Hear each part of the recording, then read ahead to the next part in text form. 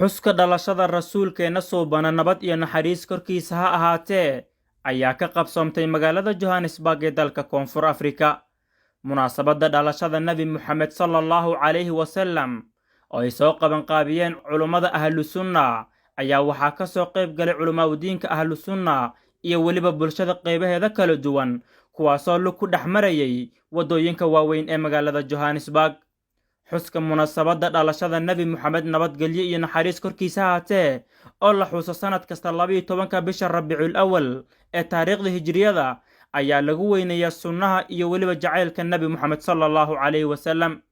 waxaana maadaasha xuska dhalashada Nabi Muhammad laga soo jeediyay muxaadarooyin iyo siirada rasuulka sallallahu alayhi wasallam. وهذا انت المره انت دلوني على قبره بس قبره تفسير مركز قبره دول تجو مركز ادعي النبي عليه الصلاه والسلام كان يتفقد اصحابه اصحابتي سو برباره كتب سيري قراين marka jihaadka laga yimaado inta markii la soo bixitay wuxuu dhahay hebel ma jooga hebel aaway yani dadkiisi inuu soo laabto rabaa dadkiisi mid u baaraa nabiga عليه الصلاه والسلام dadkiisa mid nabiga u baaraa عليه الصلاه والسلام وياهي ويعطي كل جلسائه نصيبه لقف كسو لا فديو نصيبكيسو سيها النبي عليه الصلاه والسلام قف كسو حق دورا النبي ولا يحسب جليسه ان احدا اكرم عليه منه قف لا فديو ده قف ugu karaamaha badan adiga waay oo meesha fadhiyo maanta وكان دائم البشر وحو اهي النبي وجهيسو markaas iska furfuran دائم البشر سهل الخلق طبيعه سهلا او فضود النبي الله عليه الصلاه والسلام لين الجانب دنيسو نبي واجل عسنايا اعظم عند الله من حرمتك قفك مسلم كمؤمن كحرمديسا الهي اكتيسا كاغا وين بدن اديga oo qofka muslimka ka xurma badan kaabada xadiidkaas maadaama ay aayadu ku soo degtay shacaairtaas nabiguna uu sidaa yiri waa min baabi awla in loo daliishado xurmada muslimiinta aayadaas uu soo daliishado maxaad u malay waa ayu shacaa'irin a'zamu min buruzi nabi sallallahu alayhi wasallam shacaairta ka weyn ee maanta isu sheegi lahayn ee ka sheekeyn lahayn isugu imaan lahayn nabiga soo bixitaankiisa maxay tahay illa dunida dhanba rahmad ilaahi subhanahu wa ta'ala sababkiisa ugu camiray waxa la isaga baahan yahay marka walaalayaal shacaairtan wanaagsan ay culimadii noo soo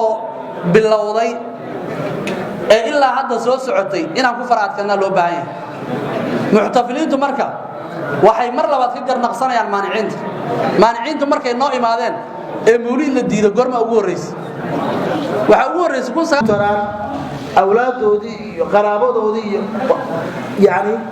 maxabu haya لكن الشيخ يسمو دليا مركز دعوته وعلى ربا طريقة الصحة مركز وامويو إلهي باورانا يددك وحال ويرتا وضاد توصل وير قرآنك وقوارتا فاتحالا كنتكر مركزتا اهدنا الصراط المستقيم بالله إلهي وضاد توصل نقهموني وضاد تيوية صراط الذين أنعمت عليهم dadka macnaha adu nicmaysay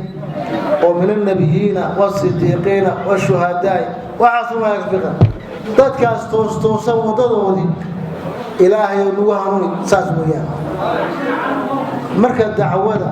dadka in dacwada loogu yeero oo xaq loogu yeero oo kuwa gaalada halka waxa taala tijaaratan la tamur sababka waxa taala tijaaratan lan tamur تجارة خسارة لها وحان دوحتنا عالم دنو كفار نبي عليه الصلاة والسلام حيري قفك حال قف متغانا سوها بمياه محولية أجروي محولية وحال يحبب بحرم الوحرينية هذا القف بالآية بمسامية لأن يهدي الله بك رجلا واحدا خير لك من حمور النعم نبي عليه الصلاة والسلام أسوى الله يا سيد علي بن حكيري حال قف إلهي وكوسا يقول خير بديع قيل جدودن دقي قيلنا waa yaqaanaan qeela markuu 9 bilood 10 bilood oo ilmaha sido xashwe gudato way Aisha xumur baa leeyahay marka ninka qeela leh ugu la jecel badan yahay marka cagfogoyska la yiraahdo oo hashu ay tanaacdo sanadkan daaqaysay dayrtii daaqday kuugii daaqday intaas alla nuugin mataqaana ay cayisho way gududataa xumur baa la marka